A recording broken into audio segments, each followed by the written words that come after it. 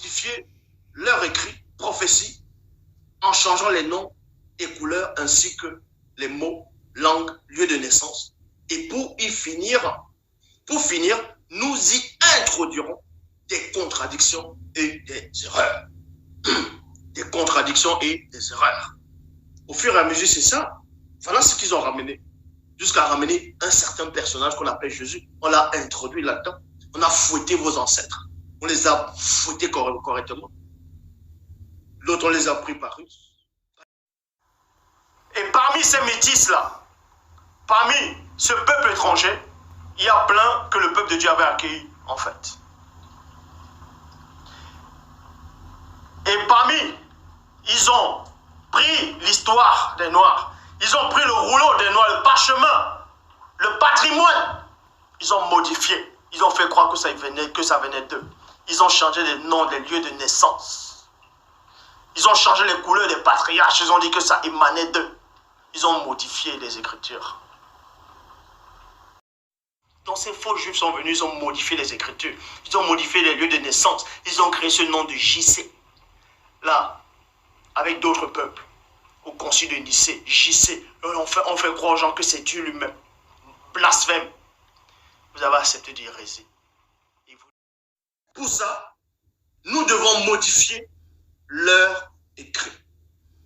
Nous devons modifier leur écrit et prophétie en changeant les noms et couleurs ainsi que les mots, langues, lieux de naissance. Qui vous dit que l'histoire de la Bible, c'est la Bible des colons? C'est l'histoire des Noirs qu'on a trafiqué. C'est l'histoire des Noirs qu'on a trafiqué.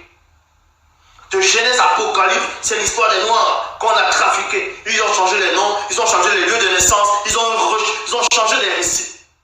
Mais pour ça, nous devons modifier leur écrit, prophétie, en changeant les noms et couleurs ainsi que les mots, langues, lieux de naissance.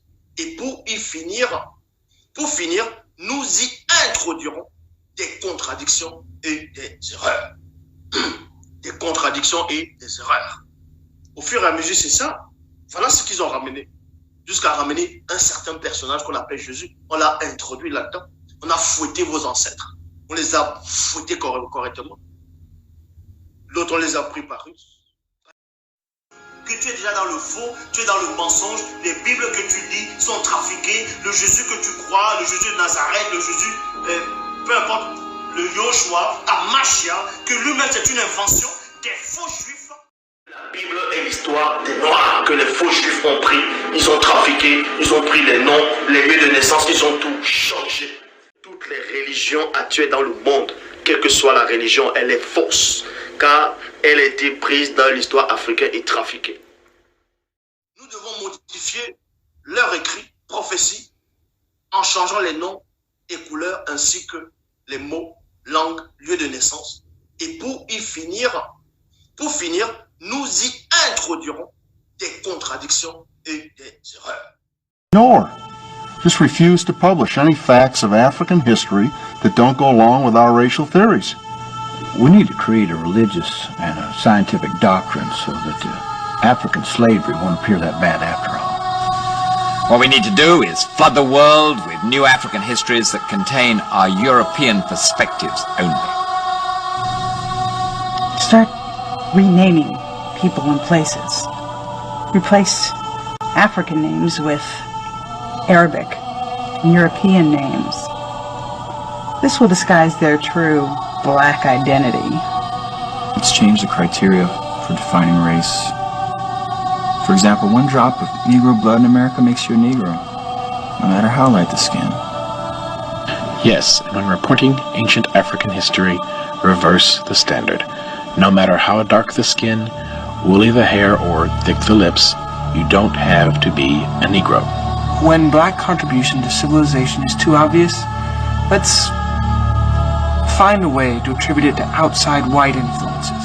When all the ancient historians contradict your theory, we'll just discredit them. La loi de Dieu, je vous le dis, elle a été changée en mensonge par la plume trompeuse des scribes. Jérémie chapitre 8, verset 8.